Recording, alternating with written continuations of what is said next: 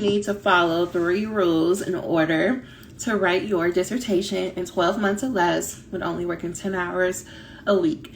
Every time I tell people this, they're like, you don't know me. You don't know my program. You don't know my chair. And I'm like, I don't need to know all those things to know, because I have helped hundreds of students become doctor. I've helped hundreds of people write their dissertations. And I'm telling you, it comes down to following 3 rules. What I find mostly, let me go on a slight rant for a minute. If you're coming in, tell me, hey, what is it like to be you today? To pause it so that people don't be disturbing me. Okay, but what is it like to be you today? Let me know. But what I could tell you from doing this and working with hundreds of students is that I usually find students who are into 2 camps, especially when they come inside the Finish Your Dissertation Institute. Either students are like, I'm going to do exactly what you said. You said we got to follow these 3 rules. Let me follow these 3 rules exactly how you told me to follow them. And then those students start to make progress. The other camp, which is a bit bigger, are students who come in, maybe you can relate to this, and they're like, yeah, I get that you have these 3 rules, but I have my own system. And so I'm just going to keep doing what I'm doing. And so the first thing I want to say is, if what you're doing was working, then y'all wouldn't be talking to me right now. You wouldn't need to come into my program. You wouldn't need assistance. I'm going to tell you the 3 rules on this conversation, but I want to say this. When I am telling you, it's going to sound very simple. Your brain is going to want to argue with me. Your brain is going to tell me that that's not enough. And I'm going to tell you that it is enough, because, again, I've helped hundreds of people in programs like yours, with chairs like yours, with expectations like yours, become a doctor. Just follow these simple rules.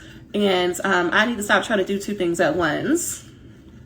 So let me just put this comment here, in case you want to join us inside of the Finish Your Dissertation Institute. Okay, which is where I'm going to be saying these 3 rules.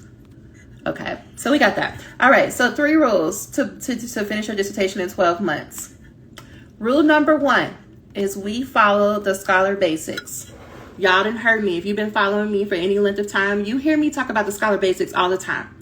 Scholar basics are 5 rules. It's a practice. It's a daily routine practice. It's 5 things that you are attempting to do. Number 1, drink you some water. Drink you at least 64 ounces of water a day. The reason why you don't know what to say, the reason why you can't form words to put on the page is because you're dehydrated. You don't drink enough water. Your brain can't work. Your body can't function.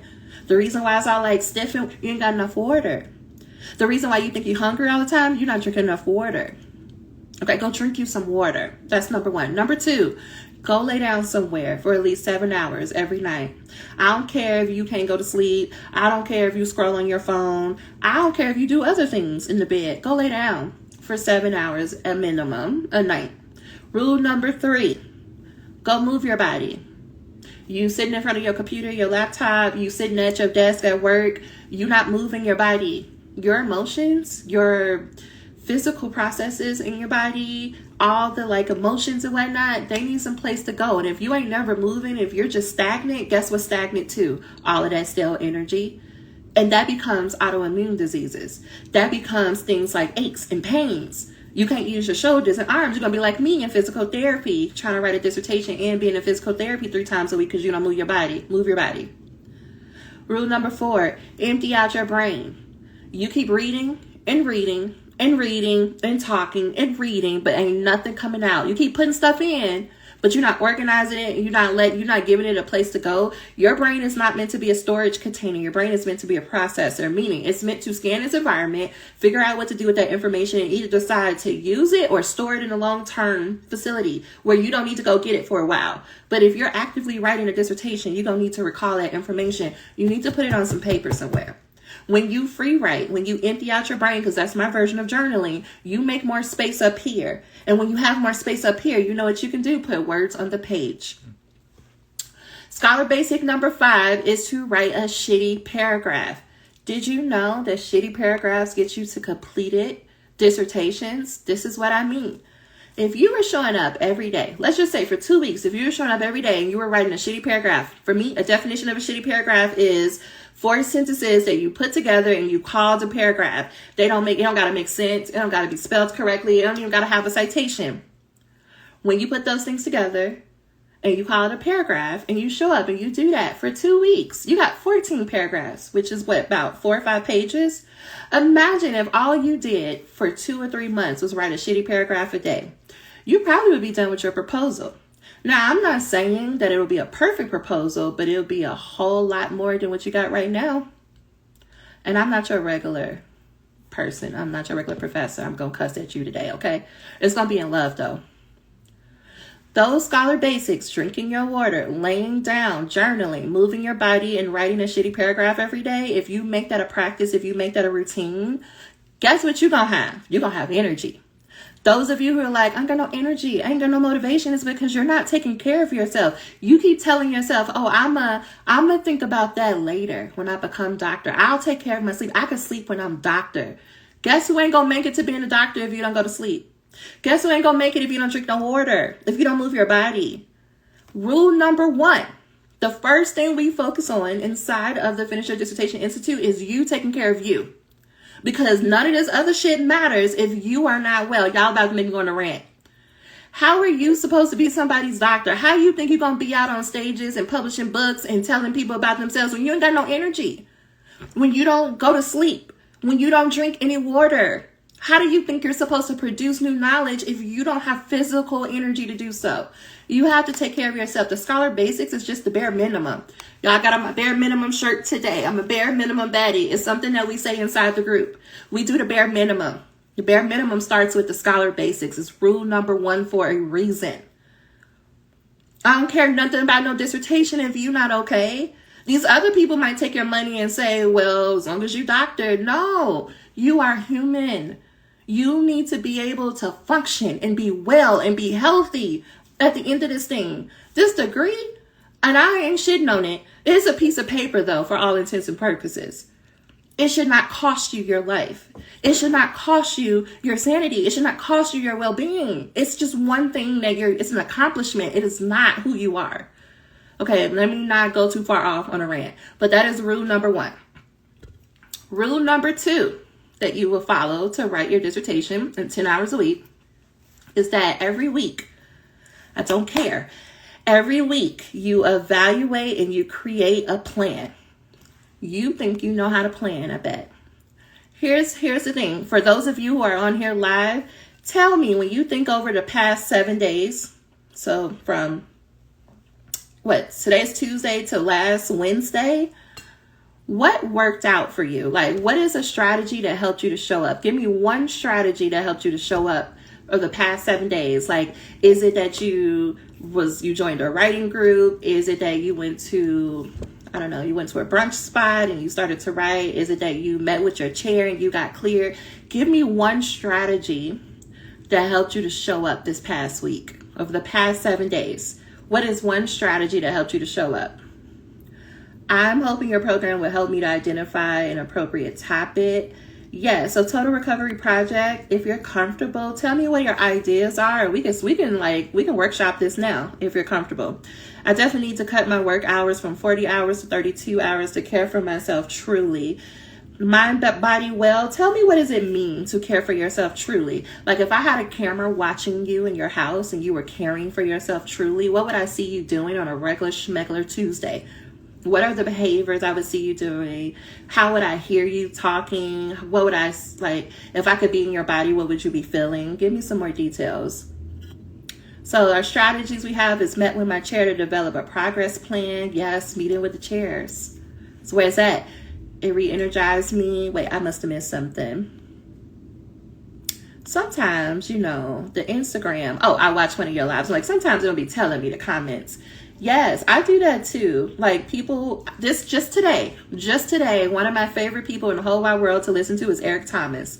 If you don't know who he is, the best motivational speaker in the world, okay? I'm right there with him. I listen to him constantly. Now, he ain't for everybody because he be yelling, okay? He be getting a little aggressive. He be yelling. So not everybody can handle it, but if you don't care about the yelling, you need to be motivated, that's who you listen to, and it re-energizes me as well. Printing off and making revisions this way. Oh, are you telling me about what it looks like? No, I might have got mixed up. Okay, I'll come back. So, oh, you're telling me your strategy. Okay, I got it. That's one of the questions that we ask. So people are really good about making a plan, but we're not good about evaluating if the plan we made works for us or not. You most likely you make this long plan. Most of you is a to-do list. You don't put it in any particular order. You just make a to-do list. Maybe you like me, where you decorate your planner and it look cute, but it ain't really prioritized. And you do that on a Sunday or Monday. You get to like a Friday, Saturday, Sunday. And when you look back over the week, your brain is like, I didn't even get done my whole list. You're like, I got all these things left. Even though you may have crossed out 10, 15 items on that to-do list, there's still another 20 items on there. And your brain is like, I didn't do enough. What did I even do this week? You ever find yourself like feeling like that? Like you're like, I know I was working. I know I was in front of my computer, but like, what did I do this week? And so because you have this attitude then like, I mustn't do enough, you put even more things on the to-do list for the next week. But we don't know if that's even working. We don't even know if you're being fair to yourself. So the first thing that we do, rule number 2, is evaluate and create a weekly plan in that order. We evaluate what's working for us. We evaluate what's not working for us.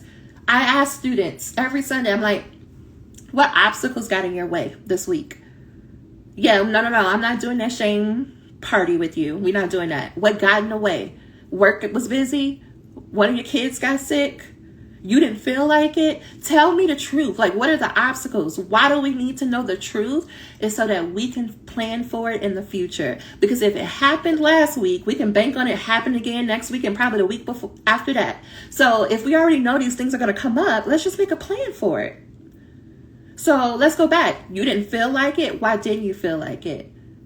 Well, I just need to get it together. Why didn't you feel like it? What did you do instead? You said you were going to show up and you was going to write at 3 p.m. on Wednesday. What happened Wednesday at 3 p.m.? Well, you might say, well, I was really tired and I kept trying to read and I just fell asleep. So I just went to the bed. Okay, great. What did you do on Tuesday? Why were you so tired?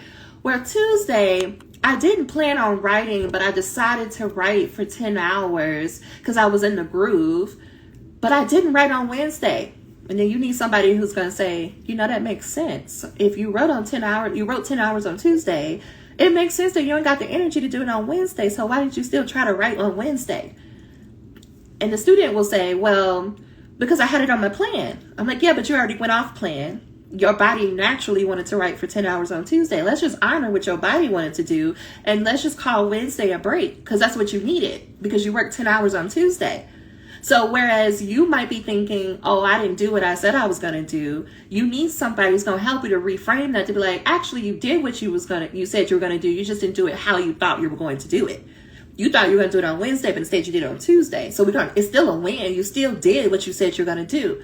This is why we evaluate, right? And so when it comes up in the future and the same thing happens the next Tuesday, you can be like, oh, there's no problem here. I probably just need to change my schedule to do 10 hours on Tuesday and call the rest of the week a wash.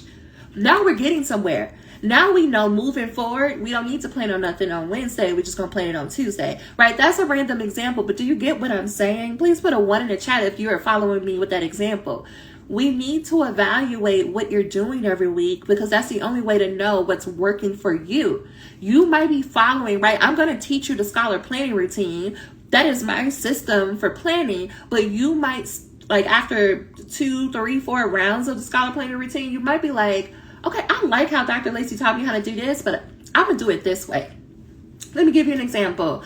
Dr. Gabby Mallet, who just got hooded on Friday, I have the rule of like 10 hours a week. Gabby came to me and was like, girl, I don't got 10 hours a week. Okay, I got 2 kids, a whole husband, a new job. I do some stuff at the church. I don't got it, girl. I got 4 or 5 hours.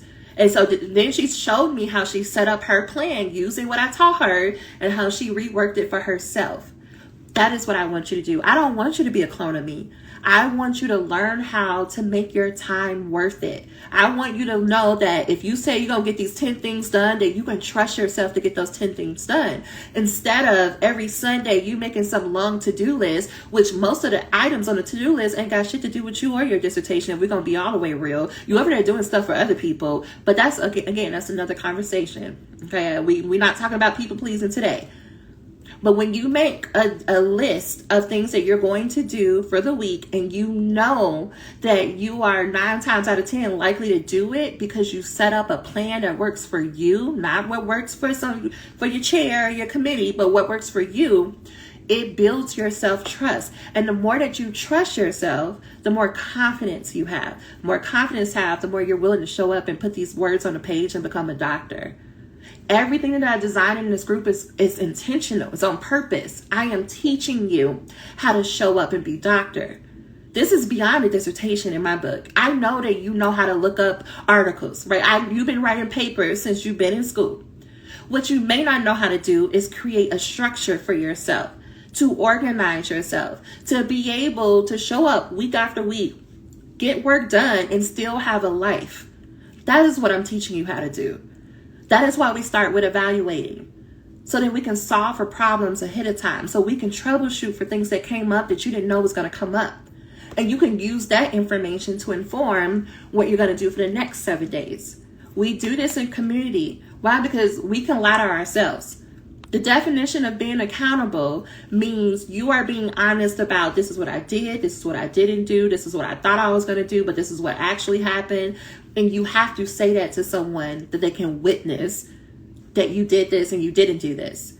And when we're only accountable to us, it's easy to be like, I mean, I know I said I was going to do that, but life happens.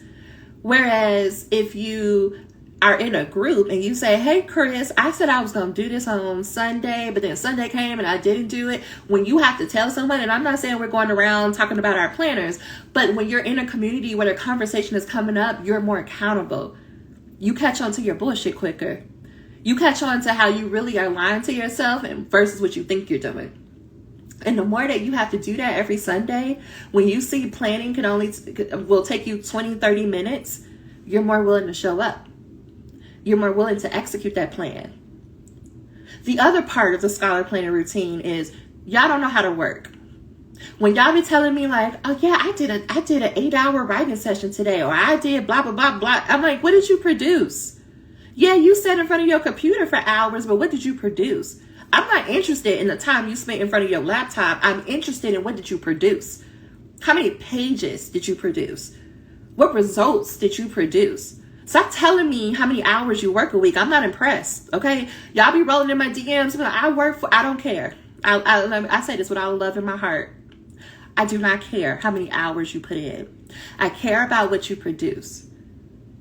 Nobody is caring about the hours you put in. You can't go to your chair and be like, well, I was working 80 hours this week. They don't care. I don't care. What I care about is, what did you do? Right? So in our group, you have to say, this is my goal for the month. Y'all remember last month I said, Chris is giving me a proposal. But we choose big goals. Why? Because I'm going to show you that you've been playing small, friend. You've been playing small. Y'all hear when I'm like 10 hours a week that somehow that got translated into you not working. Oh, no, friend, you working. I'm just showing you how to step up your game. Because right now you're playing around. It's real comfortable every day for you to be like, here's me to do my 6 hours in front of my computer. When really, when you go sit down in front of your computer, you know what you're doing? You watching YouTube. Right, you gotta go scroll on Instagram to get motivated. You gotta go peruse on your emails to see like, did somebody message me? You gotta go check the team's message. You call that work. You call that working on your dissertation when ain't nothing got on nobody's page. All you did was click some buttons, watch some videos, and you feel like you was working. You sat at a place where you work, but you didn't work. You did everything but work on your dissertation. But as long as you can say, I put in 4 hours today, I put in 6 hours today, I mean, it's fine. I mean, if that's what you want, if you like the results you're getting, that's fine. What I'm saying is, what would it look like 10 hours every week of actual words going on a page? Ask Chris. Like the challenge of saying, write your proposal in 1 month, it wasn't because I was like, you better do it, Chris, or else. It was because I was challenging Chris. What is your idea of work? What would it look like if you had an intentional goal? How I came to this is because when my chair came to me in Thanksgiving of 2016, and she said, girl, you got 2 months to apply to IRB and give me a full dissertation. I was like, I'm sorry, what now? I got to do what? But what that taught me was, oh girl, you thought you was working. Those 2 months, I was working. In those 2 months, words went on a page. Drafts, shitty drafts got turned in and they got edited. And then I revised them, gave it back. I gave her a completed dissertation in 2 months. Why? Because I had to learn how to work. I had to learn how to say, this is the amount of time I have available. This is the amount of energy I have available. This is what she needs. This is my timeline. This is what I'm going to do. Dr. Mallet, I was just talking about you. Y'all don't know how to work. Y'all are used to being in corporate spaces where you like, oh, I got to put in my 40 hours this week. And so all you doing is like pushing the mouse around a little bit and pretending looking like you're working. Because just so your supervisor can come back and be like, I guess you put in your 40 hours. Or maybe you're a grad assistant and you're like, I mean, they said it was 13 hours. I put in my little 13 hours. You're so focused on the time. What are you producing? What clock are you cheating? Nobody's going to pay you for the amount of hours you're sitting there trying to fake write your dissertation.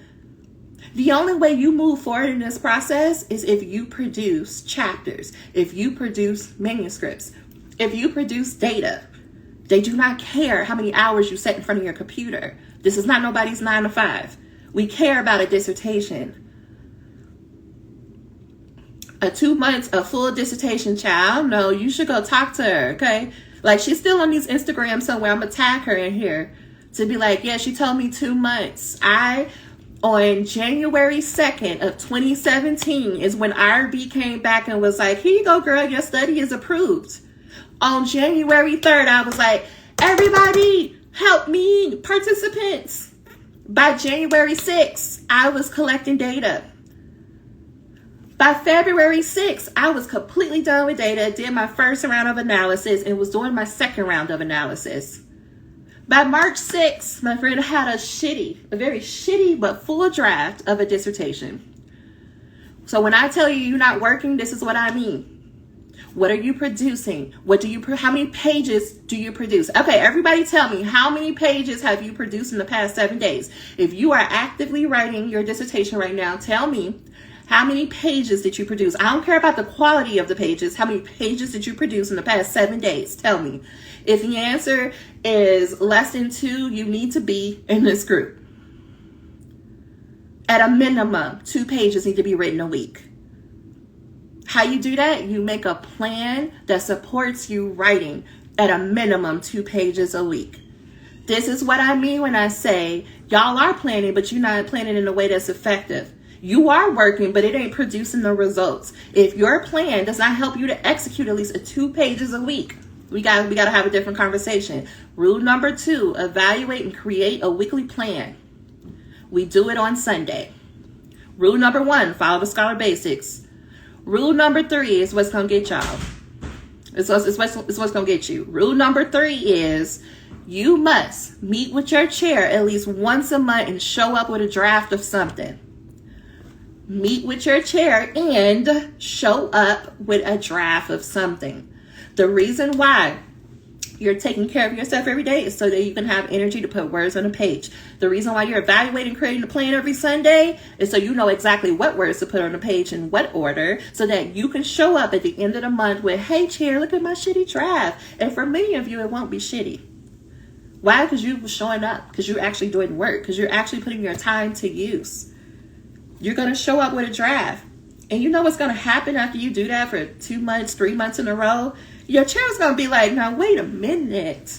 Like, I thought it was like a spurt of motivation for month 1, but you showed up in month 2 and month 3. I'm thinking about Jaria. And you can go watch her interview on YouTube right now, because I interviewed her a couple of months back. I was meeting with her today. Jaria, we started in March. She was preparing to take her comprehensive exams. Part of her comprehensive exams was to write a 3-page overview of what she thought her dissertation study would be. So we started working. I told her, this is your approach with these exams. We're going to write these exams, and then next week, we're going to get started on your proposal. She aced her exams. The faculty were gagged. They were like, I'm sorry, why are you so prepared? She's like, because I invested in myself, period. We started working. In 6 weeks, I'm not exaggerating to you, because I was just coaching her on this today. She had a full proposal. You heard what I said. She took her exams. We started working together. In 6 weeks, she had a full proposal. I'm talking about 3 chapters. A full introduction, a full literature review, and a full methods chapter. Right now, her just going back and forth and editing it because he had a wedding, had some family stuff, so the timelines. But it didn't matter because we finished ahead of schedule. All they get to do now is go back and forth and revise. And now his point of view is, how can he get her first 3 chapters as finished as possible so that she can collect her data and write up her final chapters and go right into defending it. Right? He is excited. He is like, girl, do this edit and do this edit and do this edit. And what I tell students all the time, that the students who show up the most, who work the fastest, the chairs have the most feedback for you. Why? Because now they're excited. You're giving them something to work with. When I gotta like hype you up and like tell you it's gonna be okay, I ain't got no energy to give to your work.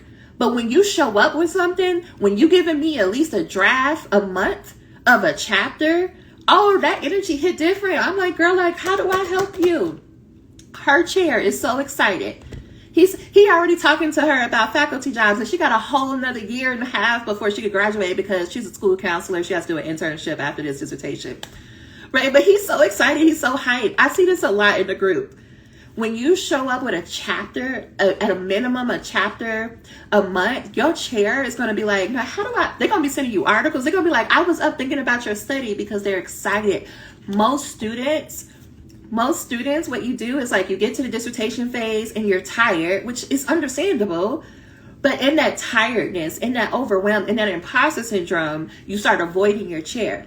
You don't meet with them. You avoid their emails. You avoid their requests to like catch up.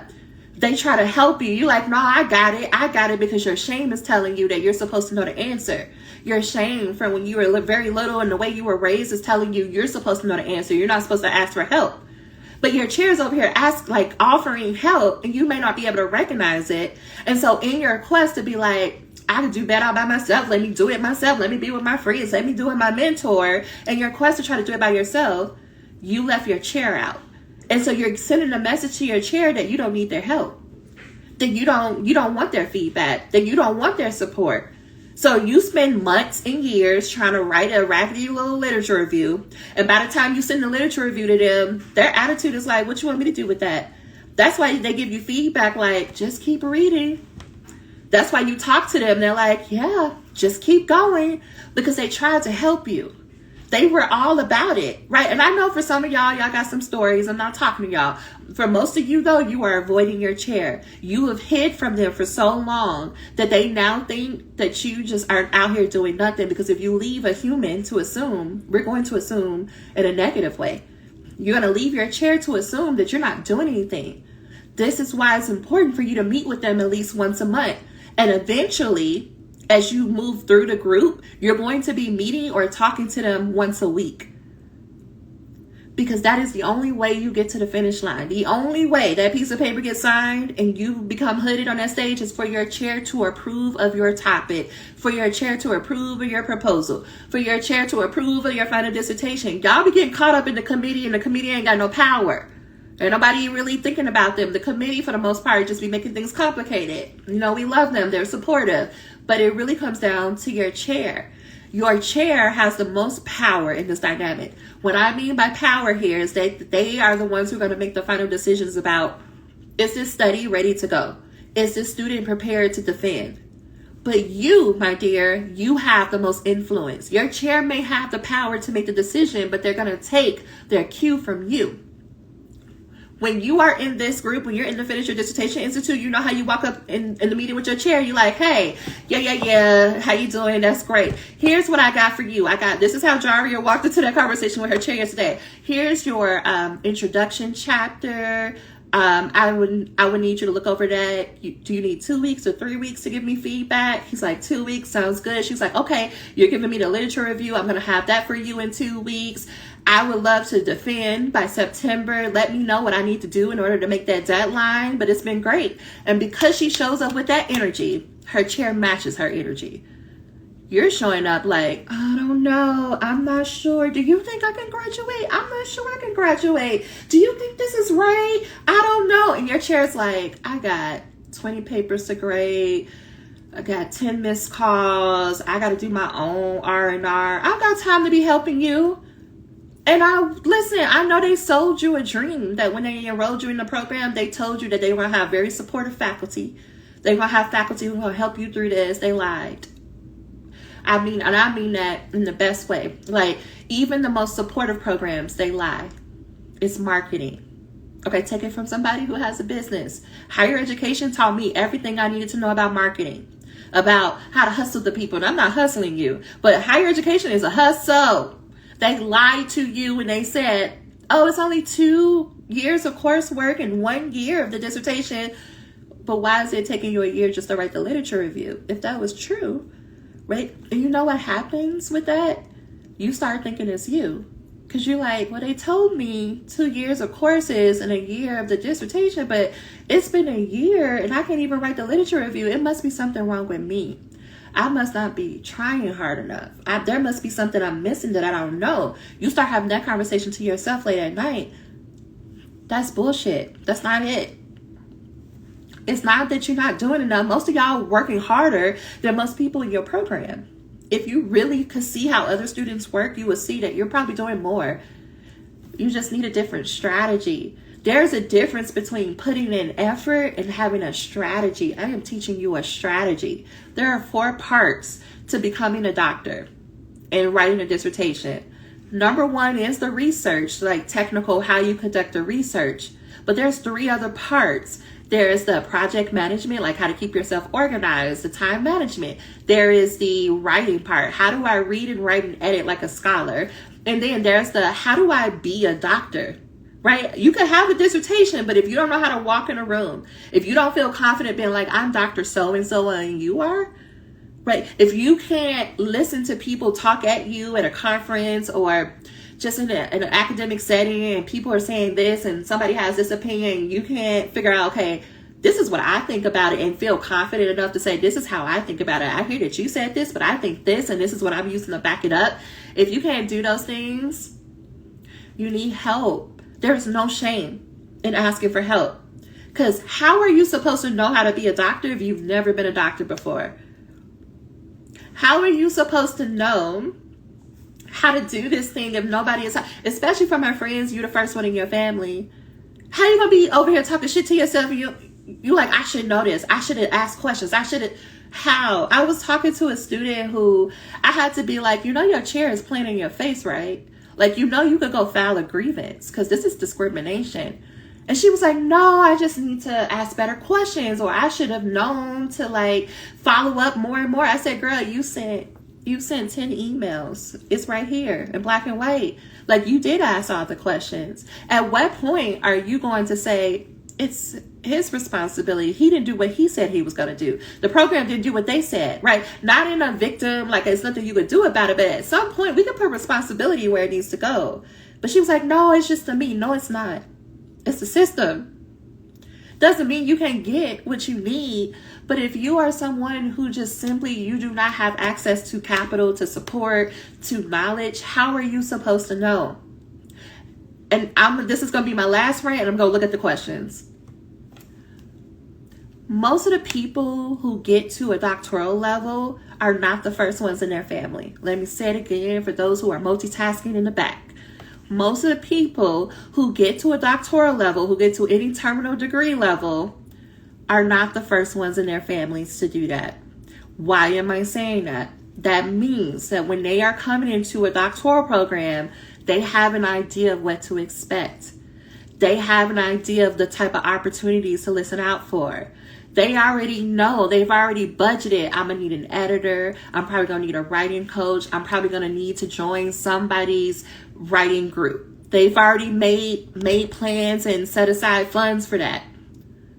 They already know that their chair can only get them so far because their chair can't be everything. They already know that because somebody told them, Uncle Johnny, I don't know, Beyonce, that's what it was, right? They uncle or somebody told them that, oh, their chair gonna be helpful, but your chair not gonna be that helpful.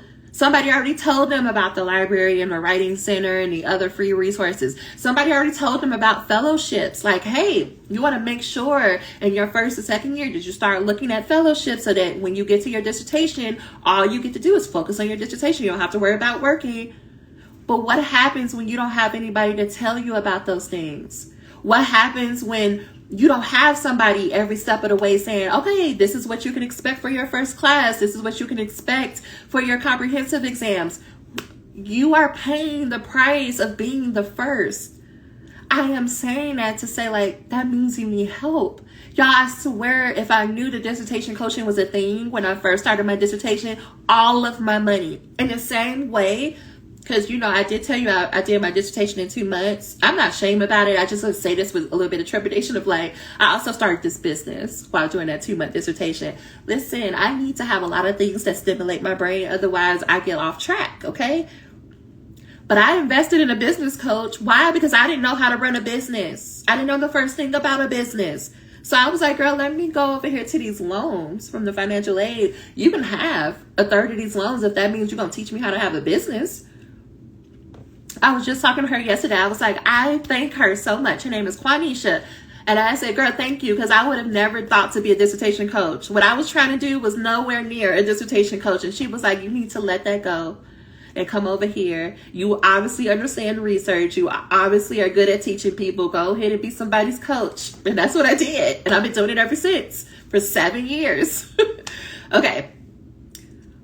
My point is, how are you supposed to know what to do if no one has been there to teach you and there's no one to support you? Y'all, my mama is here, so let me try to, I'm not going to even act like I need to act right, because she the one who taught me how to act like this. I can implore to you, though, you need help. I'm not saying you always got to pay for help, but you do need help. Listen, I'm the first one to be like, I can do it myself. But this is something huge. There's a reason why only 3% of the world is a doctor. There's a reason why of that 3%, 3% of the 3% are Black people. There's a reason. There's a reason. We talk all day. We do all this research about oppression here, ism here.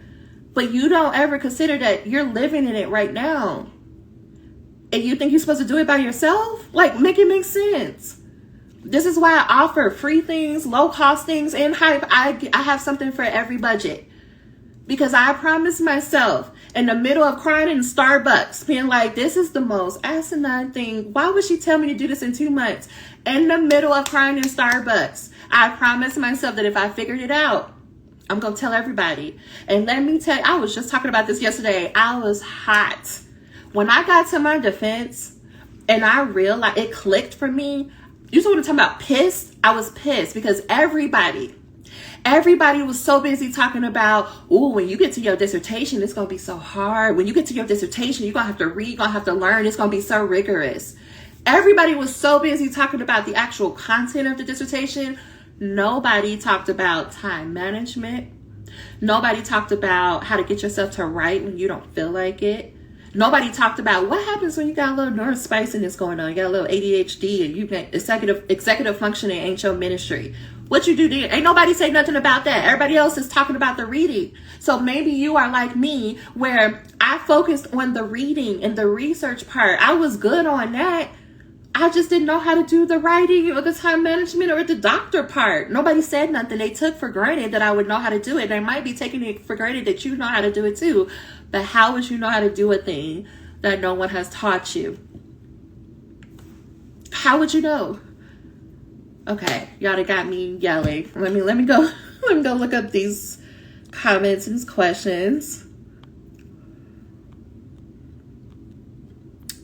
Y'all, and Dr. Mallet is trying to save your life in these comments. Thank you so much. Academia is the most deceptive place. It is, y'all. Especially, okay, you look any close resemblance to me. Y'all, what is happening in the world right now? Look at all you gotta do is turn on the news. What do you think is happening? It's no longer what we're talking about in history. We're back.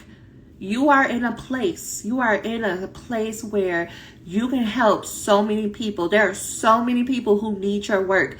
And I argue more than ever, y'all, we need to write this work up and we need to keep it safe because they're trying to get rid of it. The quickness of which stuff is flying off the shelf because they're banning books and banning research topics. Your work is too important. We don't got time for you to be like, well, I wanted to look this way. No, the work needs to get out. This is bigger than you. It's bigger than you and your little temporary feelings, right? I'm not saying your feelings not valid. I'm just saying they're going to be temporary. You're over here talking about, well, it don't sound academic enough. Meanwhile, back at the ranch, somebody who is going through the very problem that your study is addressing is looking for an answer, and you too busy over here talking about, well, it don't sound academic enough. They don't give a fuck. They want the answer. Put your research out there. Stop listening to these people who don't look like you, who don't come from where you come from, and who don't have the same goals, values, or ethics that you do. Stop listening to them and stop judging your work based on how they see the world. You don't even see the world the way they do. Put your work out there. Okay, y'all got me going. I'm not at the dissertation stage yet. Do you offer coaching apart? I would still say come into the group because what I'm teaching you is about how to show up. There are students who are master students who come into the program. There are people who are in coursework, right? I mentioned Jaria earlier because she was technically in coursework when we started working together because it's about preparing for who you want to be. It's you sitting back. What I want you to do, mind, body, well, and anybody else, what I want you to sit back and ask yourself, why did I want to become doctor? Why did you enroll in this program? Why did you have this as a goal? What is it that you wanted to do? We have to prepare for that version of you. You're already a doctor. All we got left is semantics and paperwork. You're already doctor. What comes next? Are you prepared for what comes next? Dr. Mallet wanted to have her dream job. It's associate provost, right? Please correct me if I'm wrong. And when I was like, you're going to get that job before you're a doctor. Then first she rolled her eyes and was like, whatever. And then when she was onboarding into that role, and like, now what we're doing? What are we going to do now? Who do you want to be? Stop being like, well, I hope I finish. You're going to finish. You're going to finish the dissertation. What comes next? Are you prepared for what comes next? Me, I was like, I'm gonna have a business because fuck higher ed. They can, like, I got 2 degrees, but they can kick rocks with open toe shoes on in the 95-degree weather that Gorilla talks about. Okay, that's where I was at. I said, I'm having a business. And because I was so clear on, I'm having a business, I'll go find me a little higher ed admin job for a couple of years, but I'm gonna have a business. It allowed me to focus my attention and my effort into building a business while I was still a student. So by the time I finished, I was more comfortable being in business. Now, I just thought I was going to be able to be full-time, but there was a lot I didn't learn. I needed to learn. That's a different conversation. But my point is because I was clear and I was preparing to be that person, it made me getting to the other side of the dissertation easier. It made it easier to write a 2-month dissertation. It's because I was very clear on where I was going. You too could write your dissertation in a couple of months if you knew why. The example I love to use, right? Whoever your favorite celebrity is, they gonna come and they gonna get you this weekend, but you gotta finish your dissertation. Because if Beyonce was like, girl, we going to the rodeo, who's finishing all their work? Me. With the quickness, I'm finishing my work. That's why it's important for you to know what comes on the other side of this dissertation. Because in the same way that Beyonce is coming, if you knew in your being, if you believed 1000% that not only were you going to finish your dissertation, but you're going to have your dream job or whatever that was waiting for you, do you know how you would show up to every writing session? Do you know how you would be like, I don't care if it sounds perfect or not? Jari was like, he gonna get this draft. She's like, it's not like she's sending perfect draft. She's like, he gonna get what I give him, and then he's gonna give me feedback, and I'm gonna address the feedback, and we're gonna keep doing this because I want to be done. When you don't have a strong enough why, not the little fake whys y'all be doing. Oh, because I want to teach. Oh, because I care about the kids. Yeah. No, you care about the kids. But what's your real reason? What's your real reason? You want them to call you doctor? You want to go to your school and be like, y'all ain't up on this? What do you want? What's the reason? It'll get you to the other side. Okay, let me keep going. That was a long answer to your question. I feel like I'm in church right now. You are all in my business. You know, I'm trying not to go into an astrology thing, but I feel very much like this is church. First gen is rough, absolutely. No lie, my counterparts are far ahead and have started to create networks where they're getting hired and funded. Y'all want to talk about the good old boys club, but you don't realize that you are in the middle of it. You are in the middle. What you think is happening?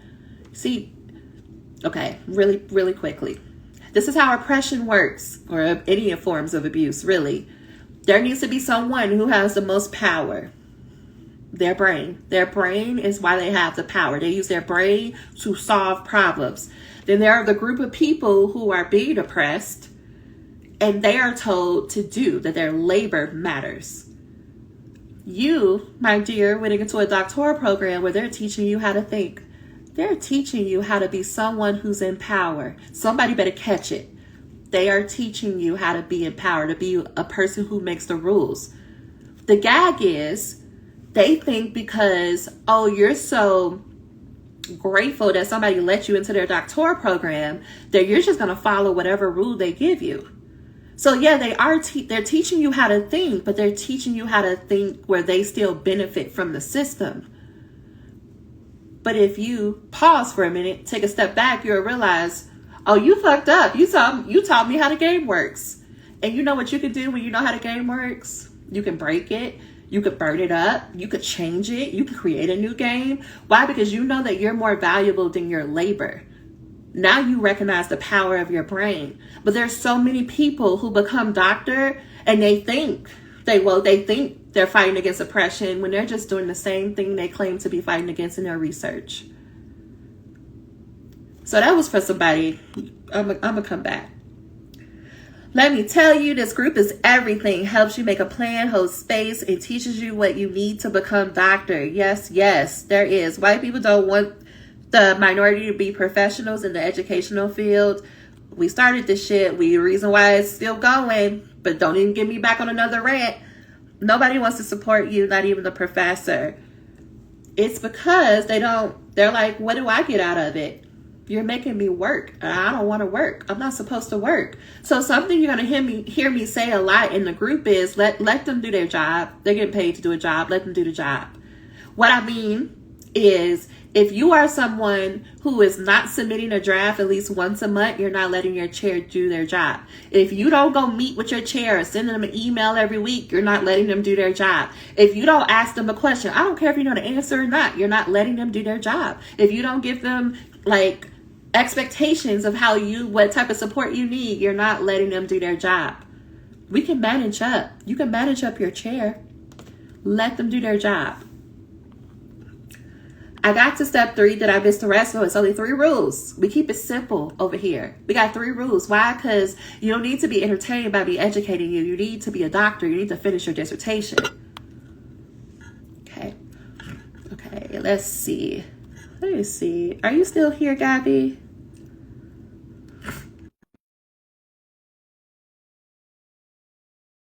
I do need a safe place while starting this journey as a first generation. Yes, y'all, because my family couldn't help me. They didn't have the experience, right? They told me the best that they could, right? My daddy told me, you write down everything that people tell you in a book. My mom must just say, you keep and you show up and you do what they tell you to do. Between that, I was just showing up doing the best that I could, but that didn't stop me from, there's some things I just didn't know. But the camera is opposite. Wait, do you want the camera to be opposite? I'm trying to get my life together. I can't figure it out. You see me in my feet. I don't know. Say I hey, can't y'all, figure it out.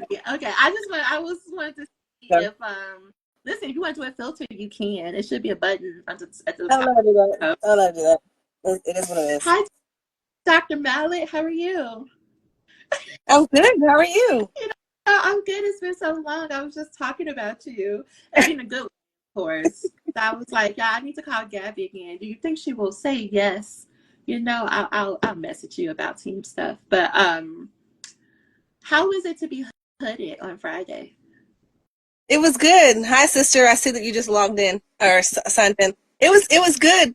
I got the vote, the vid, so that's what I'm trying to work through right now. But it was good. It was good to be able to, the culmination of 7 years and being able to be hooded was everything. When what some of the stuff you talked about, the fact that making a plan, you need to make a plan. Like making the plan saved my life, literally saved my life, and helped me to get to where I am, or being hooded. Period. Exactly. Come on. Come on. You said it's your sister. Come on. I love the support. Uh, Gabby, we started working together in 2020. I remember this because it was a big moment for me.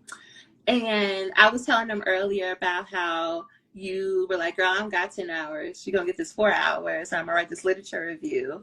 And I was saying how this is not about creating clones. We're not teaching you how to be like everything. We're teaching you how to work in the way that you need to work. And so Gabby, while working on her proposal, was doing all the things I named about working full time, 2 kids, a whole husband, a whole church, like that she helps keep going.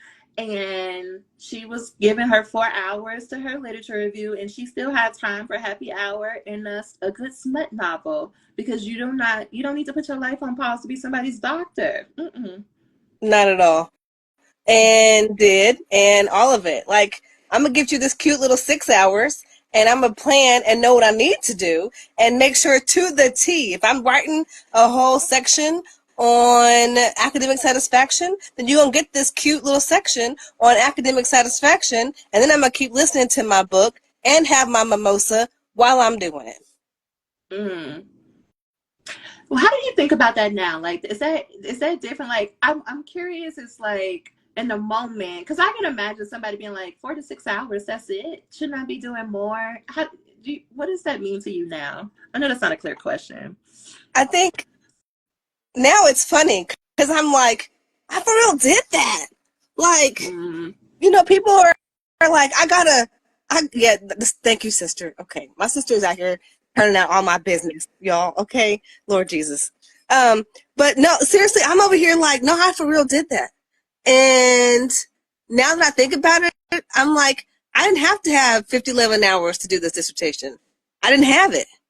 So I don't need to. And it's fine that I don't have it. And I can give what I can give and then keep it moving. Yeah.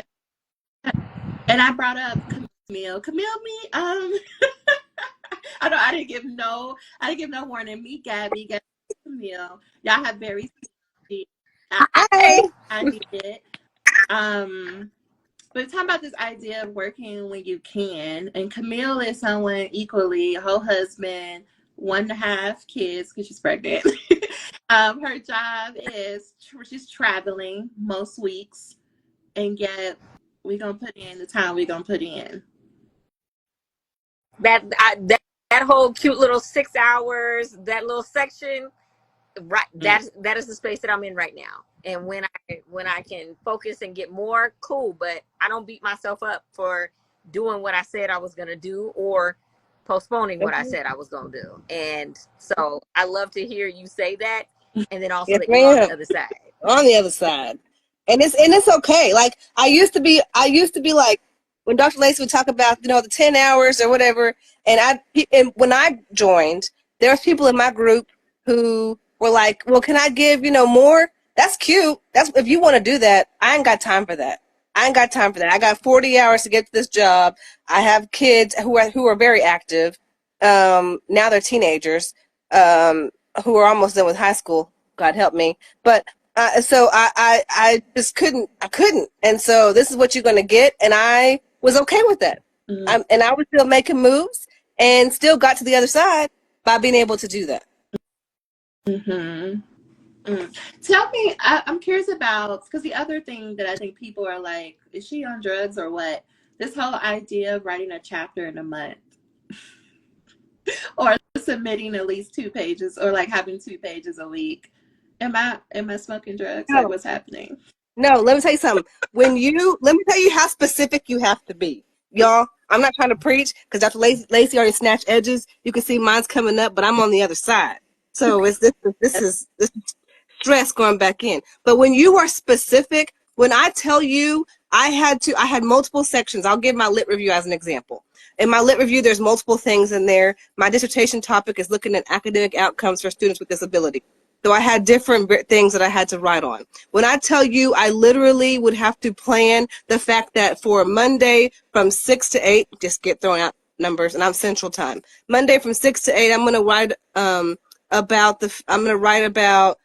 read through 10 articles, and then I'm going to brain dump about what I read from each article. And she teaches you how to read the articles. I'm not going to give away all of her secrets, but she teaches you how to read articles and then how to brain dump. I did that for 10 articles, and then after that, I was able to weave that together into a draft that I could give to my chair. That actually gave me more than 2 pages. More than 2 pages. And if I had to, and it would be 10 articles a week. So in one day for 2 hours, my brain can only do maybe 2 or 3 articles. And I brain dump the way that she teaches you. Again, not going to give away her secrets, but she teaches you how to do it. I did that to a T. Way more. Like, I would give my chair a whole section by the end of the week so that she could look at what I had just for a part of my lit review. I mean, I'm telling you, what Dr. Lacey gives you is everything you need to be able to be done. So you think 2 pages? Can I do 2 pages? Yes, and then some. And then some. Look, I'll tell you like this. I did not know how much information I had in me until you like gave me that confidence boost. Like, I've been reading for the last year, like hundreds of articles. I got PowerPoint where I put clip notes of these articles. And I was not, like, in my mind, I could not fathom how quickly you recommended that I could get through writing. And it was like, yo, trust yourself. Write your little shitty paragraph. Write it. Look, set your timer. Write, Camille. And I was just like, no, it's impossible. And I just was like, okay, well, let me give this a shot. And when you had me, I rewrote my literature review, y'all. And she had to convince me to rewrite my literature review because she was like, this looks good, but I really think with what you got, revisit it. And I was like, you know what? I'm paying for this. I'm going to trust the process. All right, finally, you talked me into it. 4 hours, a Saturday and a Sunday, I rewrote my whole damn literature review, and it was better than my first and second draft. And it was just pouring out of my head from what I already knew. I did not trust myself to do that until talking with Dr. Lacey. And it's wild to look back at it because it took me so long to do the first literature review draft. So like that confidence piece of like, you know your stuff. You did everything that you need to do to be a doctor right now. You just need to put it on a paper. I didn't have that until your sessions. It's also made me think about your story from the other day when you were like, I'm on draft number 4. And I often tell people I need you to make peace with 5 drafts. Each chapter you're going to write 5 times. Are there any like words of encouragement that either one of you have in terms of, because people have a hard time wrapping their head around, you want me to do this 5 times? You mean I'm going to write the literature review 5 times before I can defend it? And, you know, I don't know, any words of encouragement? I think for me, hearing that kind of made it feel like less embarrassing or like less stressful.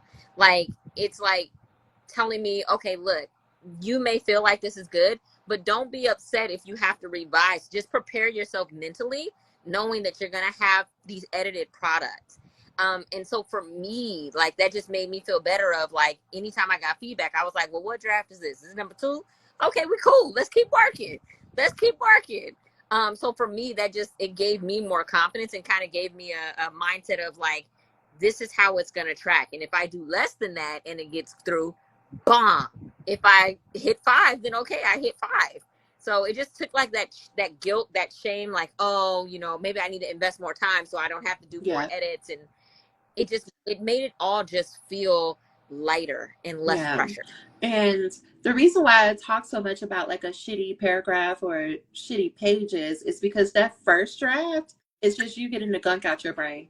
You're probably not going to even use it. And most of you try to clean, you hoard that first draft. And that is what's stopping you. You think it's saving you because you'll save, like people say to me all the time, well, I want to save as much writing as possible. I don't want all that time and writing to go to waste. And I'm like, that's not doing nothing with that. Right. Poor Camille. Right. For, I think it was like 2 or 3 sessions. She was like, no, but like you telling me to rewrite it, but I was like, do you see your chair? Your chair is confused. Look at him. He's so he read this, he's still confused. So he don't be confused, we got to rewrite it. And once you get into, like, after that first time of rewriting something, what you're going to learn and feel in your body is like, oh, it's easier. The more I write a thing, the more clear I become. The more clear I become, the more confident. The more I'm ready to just, like, say what I need to say and get through this. So thank you, Camille, for that. And I think what I would say too is my little secret. I'll tell my secret to the world. Of course, with Dr. Lacey has secrets too. But my secret, if anybody uses Google Docs, there's an accessibility feature on there. You can actually speak out what you want to say, and it types it. So I would read these articles, and I would literally speak to my computer what I wanted it to type, and punctuation, misspelled words, and all. And then I would spend my time revising what I actually said, but I got it out. So I brain dumped and got it out. And so that's actually what also helped me, because these 5 different revisions that my chair is telling me to do, well, I did the first, at least one by myself. I would say it, and it would sound so bad when I would reread it with a whole big run-on paragraph or page, and then I would go through, I'd get it out, I'd read my articles, get it out, and then I would edit it. And then when my chair gave me edits that I needed to do, it's because she wanted to see me be done. So I had to re-author the fact that these edits are because my chair has chaired dissertations before. I've never wrote a dissertation, so I don't know what I'm doing. But my chair has chaired dissertations. So she is telling me what I need to do to be done. So I'm going to take what she's asking me to do and do it so I can be done. You ready for this? Oh, go ahead, Camille. I was about to say, and that's one thing you really helped me realize. Like, I did not realize the emotional journey and the weight of the work that I'm doing was putting on me. Because, like, I'm studying Black women and what they're navigating in corporate America and why they're transitioning to entrepreneurship. So it's like, it's something that's close to me. It's my lived experience of the bullshit that I deal with. And so for me, when I had my chair giving me feedback or questioning, and I love my chair, he's amazing, but I was finding it hard to process. Like, are you challenging my experience? Are you challenging my knowledge? Like, I felt like I was stuck defending myself in corporate America in my dissertation. And it made me upset, and it made it difficult for me to even want to look at the edits or the recommendations. Like, what you mean you don't understand what oppression is? Like, I got to redefine this for you. I got to outline this for you. And when I brought that feeling and talked through that with you, Dr. Lacey, like, you really helped me pull back and say, okay, you are the expert. You have the knowledge. They're asking you to clarify so you can bring them along, not attacking your experience. And it was like I had to process that and go through that and really recognize, like, they want to see me, like in my instance, my chair wants to see me succeed. I know that for a fact. And so being able to work through that, take the mental capacity, that time that I need, but then go back to it and dig through that work. And even having you look at some of the call outs and saying, this does not mean you need to go read more. This just means you need to revise and clarify. Yeah, there was one session that Camilla and I just went through her chair's feedback, and it was me translating. So what I often say is I'm a translator. If your chair is saying like, oh, this is unclear, or I'm not sure what you mean, or what is this like, what does Black women have to do with this? Right? They're not, most of the time, and we're gonna give the benefit of the doubt, they're not trying to call into existence like, is your reality legitimate or not. They're saying, based on how you wrote this, I can't follow your line of reasoning. I don't understand what you mean by this. And to your point, like, most people take that to mean they need to read more. No, you need to revise more, which is why 5 drafts. The 5 drafts is for you to revise, not so you can keep adding new content in. Because really, y'all, your reader is starting at the beginning level. Right? So Gabby's reader is just realizing like, oh, there are students with different ability statuses who attend undergrad. Oh, there isn't anyone making an IEP for them in the undergraduate level. So they got to figure out how to get their accommodations. The reader is just being introduced to this for the first time. So if Gabby is like trying to go on and on about this new law and bop, she lost her reader. You have to write for the reader, not for your chair. What I see students doing is trying to write for their chair's approval instead of writing for a clear, logical argument that you're presenting in a proposal. Yeah, thank you. And the other thing, Gabby, I was gonna say, you ready? I didn't upgrade it. You know how you saying like you use the Google Doc? I go to an AI, me and Chat GPT, we besties. And what I do is you can talk to it.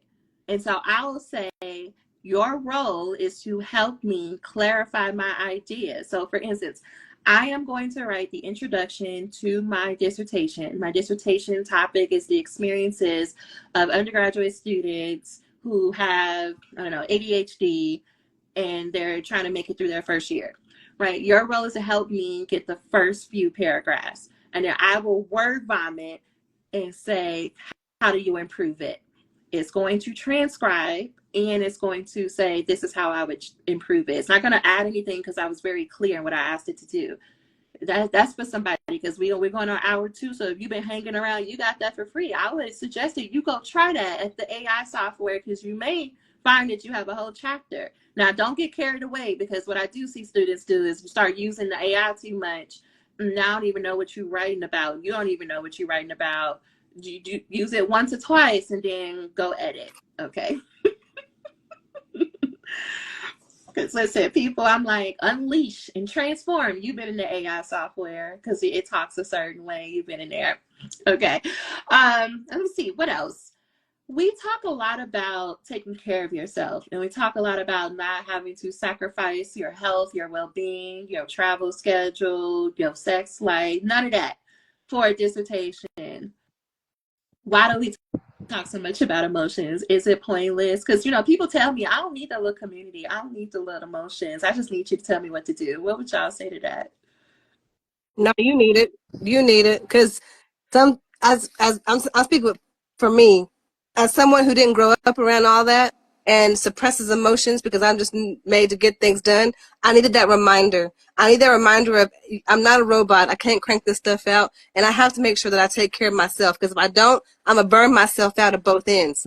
So I needed that reminder to be able to say, okay, Gabby, you need to check in on your emotions. What's the consequences, the thoughts, Dr. Lacey has a whole mindset thing that you'll work on too. And so what are some ways you can reauthor that? Because if I did come across any problems, then I know, okay, what am I feeling? How am I thinking about this, so that I can help reauthor it? And it helped me, because there was multiple times where I had to reauthor some stuff. And I'm glad I went through some of the mindset work to be able to be in a space so that I could come up on and go through anything that happened. So yeah, that mindset work that I actually thought was dumb because I didn't grow up around it was Mm-hmm. actually helpful, and I actually needed it, because I had to pivot multiple times. And the reason why I was able to pivot multiple times with a better attitude was because of the fact that I was in this group and learning some of the stuff that Dr. Lacey taught me, so that I could be able to pivot and say, okay, yes, ma'am. My chair asked me to do something different. Yes, ma'am. And I kept it moving. So I had to do that to keep my mind and myself sane, so that I could keep going and get towards the finish line. Yeah. I think for me, I naturally will think that life has to be hard. Things have to be hard. And if it's not hard, I'm Mm-hmm. not doing it right. And so for me, tackling dissertation, I was like, just like tackling class or comps, I'm like, if it ain't hard, I ain't do it right. And when they tell me I did it right, I'm like, nah, you didn't read it all the way. What you talking about? And so like going through this process and really unpacking that mental of like, this has to be hard. I have to put in 30 hours, 20 hours. I'm not supposed to sleep. Yes, I'm a mom to a toddler, but nah, I got to sacrifice everything to make sure I do this. Like, and then just setting that mindset of, what type of work do I want to produce?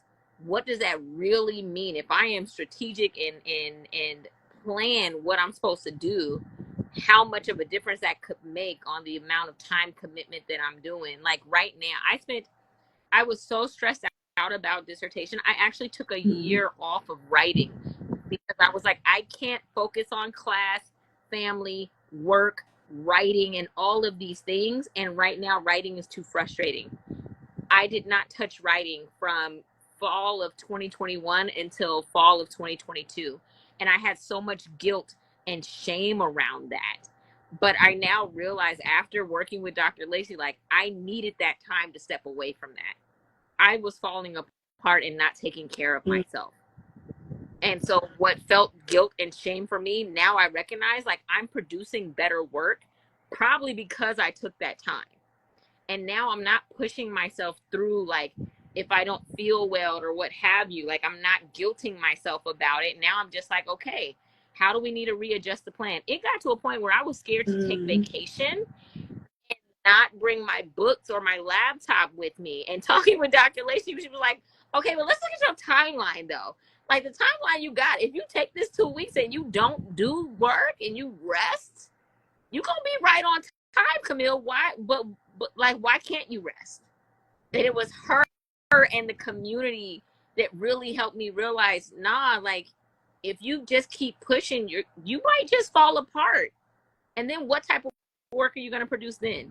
And now not only did you sacrifice yourself, but you sacrificed your work, thinking that you need to just be this martyr. So, you know, sometimes I just need somebody to check me and call that out, because I won't do it myself. My radars won't go off for me. So community, yes, I absolutely need it. I didn't know that I needed this community until I had this community. I don't come from a family of doctors. I don't come from a family of, you know, I think, you know, a couple of my cousins after me got their masters. So I don't really have the community. People think I'm insane for going back to school. So I just don't have that community there. And now I found it with like-minded women and people. So y'all think I'd be over here snatching edges. I just pay bills here. Wait till you come to the community, okay? I don't. I just put myself on mute, and then I just am like, I'm here watching the show, just like you. And so for Lord and Taylor, if I said your handle right, the burnout. And I know I don't know everything about your situation, but I'm assuming that what you're hearing here is resonating. And I will say to you that I have found that burnout is coming from lack of community.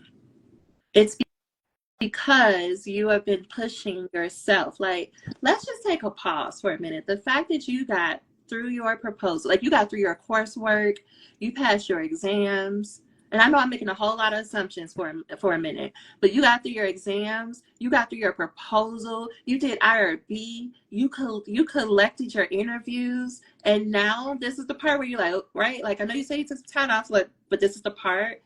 You have pushed yourself as far as you can by yourself.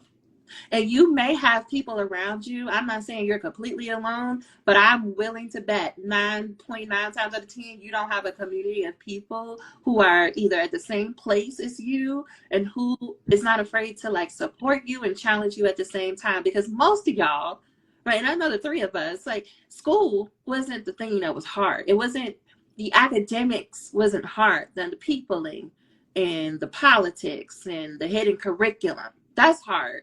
But school wasn't hard. This is why you were able to get to this point, because it's not the academics, it's not the research part. It's not because y'all didn't read enough. Where you're bumping up against is, up to this point, somebody gave you a syllabus and they said, this is what you read. This is when you read it. This is the assignment. This is how you complete the assignment. This is how you know you did it right. And now you're in a dissertation and you don't have that same structure and you're expected to give that to yourself. But how can you give yourself something that you really never gave yourself before? You never had to be the one responsible for giving yourself a syllabus and what to read and what to write. So now you have to do that. But they're like, you should know how to do it. You got it, because they're assuming that you have support and community that you don't have. So I would say definitely type FYD. And part of the enrollment process, just for those of you who are curious, is that I'm going to respond. I'll ask you 4 questions. When you type FYD, there's 4 questions. I'm going to respond after you answer them. I'm also going to give you information about I'm going to send you a video recording of I'm going through the whole program, what to expect, what you get, how much it costs, how you get into it, as well as I give you a link to come to one of our calls. Because I know that if you come to a call, you're in there. Like, I know it's a wrap. Like, once you experience the community, you're not going nowhere. So I'm like, yeah, come on in. Because that's how confident I am about this program. Come on in. I had one person who was like, "Is this a cult?" They got me a little nervous at first because I was like, "No, girl, like this is what we do. It's just community. I promise nobody's gonna be like, come be in my life. Hey, hun, come here's a business opportunity. Nobody gonna do that to you. I promise." Okay, listen. I'm on one today. I don't know what happened. I got sleep. I don't know. Okay, are there any like Let me see. Words of advice. There's gonna be people who are on the fence. There are people who are gonna look at the price tag and be like, "No." For you, cough, cough, wink, wink. You can get into this program for 1,500. People, these two especially, can tell you 1,500, and this is the only time because it's a summer deal. Okay, but there's still gonna be people who are like, they're on the fence. I don't know if I should do it. I worked with a person before, it didn't go well, or I said I was going to do all these things before and I never followed through. How do I know I can follow through? What if I can't keep up? There's a lot of reasons why someone would be on the fence. Any words of encouragement that you would offer to them to help them make the best decision for them? I think for me, I did the math on what my semesters were costing me. My pricing of school went up. And I was like, anything that is going to help keep me on the straight and narrow and wrap this shit up, maybe save me a year or two of school, it's worth the investment. And so, like you said, joining that call, I joined the call and I was like, oh, this it. And it was just a matter of figuring out what type of support that I felt like I needed. Whether that was just the calls, or what is that, the private or small group. I mean, originally I was like, I don't want to do, like, I was worried about pricing, and I ended up just going private. I was like, you know what, I need this special attention right now. And when you switch to small groups, I was like, you know what, I think I'm in a better place now. My confidence up. I'm good with the scholar program and all of the things. I can do small group. And for me, that investment was like, I need something to hold me accountable. And when I'm spending this money, I better show the hell up, because that might be something for my baby that I'm not getting right now. So, I'm just like, okay, she got her necessities, don't get me wrong, but I like to be extra in all things in life. Okay. So I was like, whatever I got to do to wrap this shit up, I'm going to do that. And, at the end of the day, I got to show up for myself. I'm not showing up because I'm spending the money. I'm showing up for myself because this is something I said I wanted. And for me, I kept submitting stuff to my chair. I started off as a private client. Let me say that too. But for me, I kept submitting stuff to my chair, and she told me to keep reading, or keep trying, or keep doing this. And if you're in that same situation where you're submitting stuff to your chair and they tell you to keep doing whatever, and you're starting to feel a little bummed that feel like you're spinning in circles with no end in sight, join. Because I'm pretty sure that you need a different perspective. You need a different way to think about it. Maybe that's where the plan comes in, or you need to work on something different. You need something different. And for me, I got a little discouraged. I was discouraged because my chair wasn't helping me at that time with what I needed. I got discouraged because I thought I knew what I was doing, but I've never wrote a dissertation before. So I thought I knew, but I wasn't getting the guidance from my chair. And so I said, you know what? It's not going to hurt me to do something because I'm already not getting something from my chair. Now, but for those of you who may be getting stuff from your chair, then still this is a good opportunity to join, because then you could also you could also learn something else. You could also learn maybe how to plan, or there's something in here that you need to help you move forward. Because I think someone on here just mentioned that they feel stuck and the burnout is real. So to get out of that burnout and to finish, that's why you need to join. So if you're stuck in burnout, or you're stuck spinning and your chair keeps telling you to keep writing, or any of that, that's why you join. Because this can help you get a different mindset, a different take, so that you can actually finish when the time frame that you need to finish, and then be called doctor at the end. And it's great when you're called doctor and hooded at the end, because I just experienced that, and it is ultimately fantastic. So that's why you need to join. Yes, I love that. Thank y'all so much. And I am going to give y'all welcome to stay on, but I'm gonna give a little overview of the program and anything y'all want to add. So we did do some changes. Both of them mentioned that they were private clients, And as of as of September 1st, I'm no longer accepting private clients. I got like one spot, friend, and if you gonna have to like fight for that spot because the way I'm over here guarding my calendar, But the program now is 12 months. You sign up for 12 months. And the first thing we're going to do is on August 4th at 7 p.m. Eastern Standard Time. We're going to have orientation. I'm going to tell you everything that is expected of you. What that looks like is every month you are going to decide what is the one thing I am focused on for this month? What chapter am I going to write? If you are at the beginning of the dissertation, you're going to start with the methods chapter.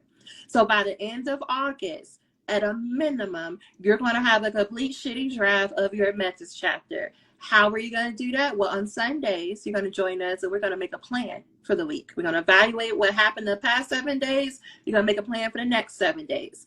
On Monday, you're going to show up to a call. That call is, okay, timeline-wise, what is that looking like? Is that all good to go? Do we need to update something? Have you been checking in with your chair? Oh, do you have your meeting scheduled for the semester? You don't? You can do that right here on the call. We'll even help you write the email if you need to. Oh, like you don't know when you're going to write this week? You didn't do that in your plan? Let's do it right now. So that call is more about the management of the dissertation process. That's going to be an hour call from 6 p.m. to 7 p.m. All these times are in Eastern. And then from 7 to 9 p.m., you're going to have co-writing time. There's going to be somebody from the team that's going to be sitting there like, okay, you did all the talking and planning. Now let's put that to work. That's on Monday. On Wednesday, we have some more co-writing times.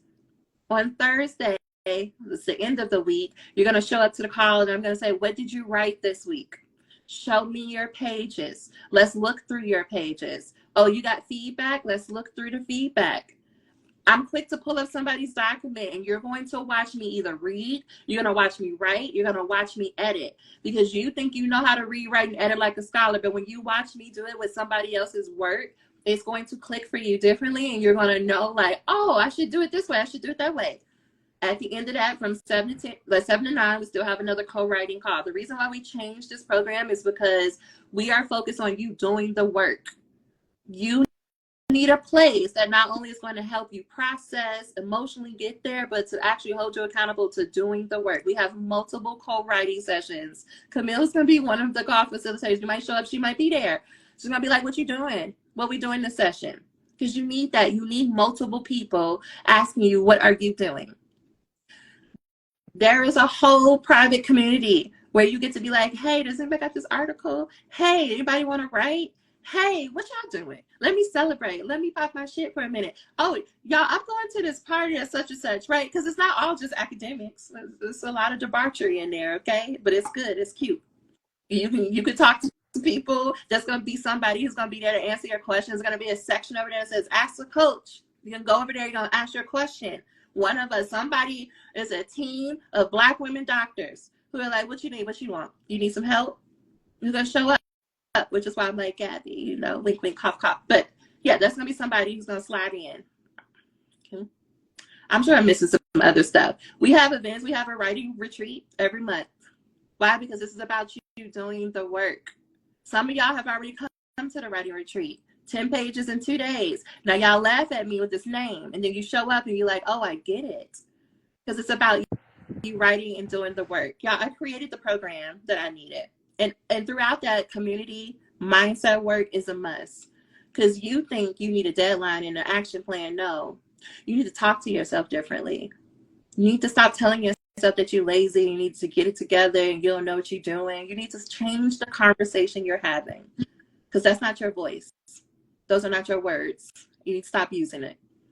So we're happy to answer any other questions, but we've been on here I've been yelling at it for an hour and a half, so we probably should call it. I'll be back tomorrow though with Benita. Any final words, y'all? I would say if you're hesitating, hop on the call. Get a taste of the community. Once you feel like the energy in the space, I'm sure you'll find that it's what you need. Absolutely. Absolutely. Thank y'all for coming on here. Gabby, I hope the vid leaves you. I want this government to call what's happening right now, what's really happening, because the amount of people with COVID, I'm like, hello, nobody's gonna say nothing, but I digress. I hope you get better. Camille, thank you so much. Please give your baby a squeeze and say thank you for letting me borrow her mommy. And I will talk to y'all later. Good night, y'all. Bye. Take care. Good night.